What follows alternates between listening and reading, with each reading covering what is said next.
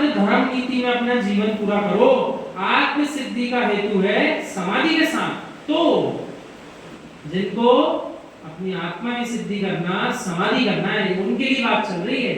जिनको संसारी अवस्था में आनंद आ रहा है वो तो लो अपना, भटकते रहो, उनको कोई रोकने वाला नहीं। आराम से अपने भटको और कई पर्याय धारण करके इसी तरह संसार काल को निकालते रहो। ऐसा मार्ग जो बतलाए यथार्थ में वही सच्ची मार्ग प्रभावना करने वाला मार्ग प्रभावक धर्मात्मा जीव है।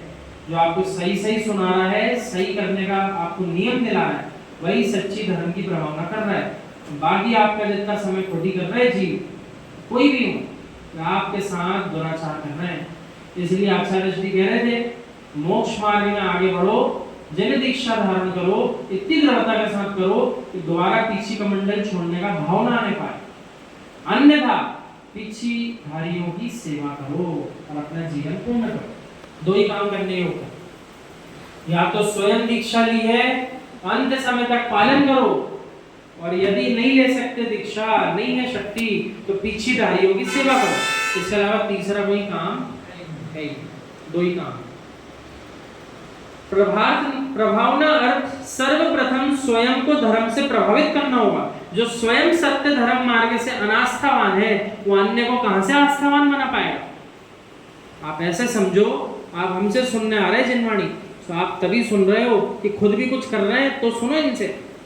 और अभी कोई आपको सुनाए जो खुद ही कुछ नहीं करता, आप उससे सुनोगे तो आपको वैसा आनंद नहीं आ पाएगा। हाँ, यूं तो सोच सकते हो हमारे भले की बात कह रहा है, अपन अपना काम कर लो, ये भले डूबे। लेकिन कोई अगर स्वयं भी कर रहा है, वीतरागी श्रवण से क्यों सुनने जाते? वे तो उसी बात को जीवन में जी रहे हैं। जिस समय सार का पाठ पढ़ा रहे हैं, उसी समय सार में जीवन जी रहे हैं। जो प्रवचन सार जी का प्रवचन दे रहे हैं, उसी प्रवचन सार जी में अपना जीवन जी रहे हैं। तो सुनने में दृढ़ श्रद्धा आती है, ऐसा जानना चाहिए। इसलिए जो चीज जितना अधिक पालन करेगा, उसे सुनने में आपको आनंद भी उतनी इच्छा है।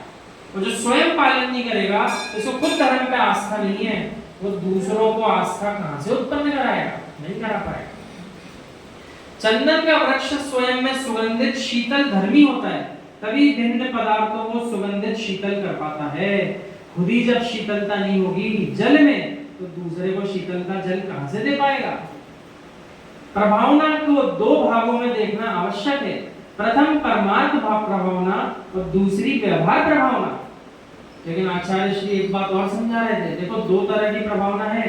एक तो व्यवहारिक प्रभावना, कि अपन जगत में पूरे जैन धर्म का प्रचार प्रसार करने जुलूस निकालो, ये व्यवहार प्रभावना होगी। और एक होती है परमार्थ प्रभावना, कोई और पूजन करे चाहे नहीं करे, कोई और स्वाध्याय करे चाहे ना करे, मुझे स्वयं तो अपने लिए करना ही करना है। ये परमार्थ की प्रभावना है।